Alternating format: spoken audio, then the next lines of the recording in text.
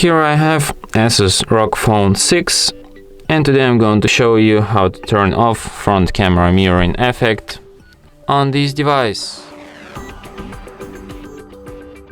So firstly you have to open camera, then of course switch to the front camera, tap here and go to its settings. So here you can find save as mirrored photo.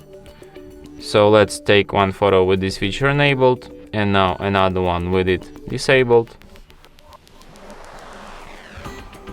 And as you can see here on this photo we have lighting from the right side and on this one from the left side, because these photos are mirrored, obviously.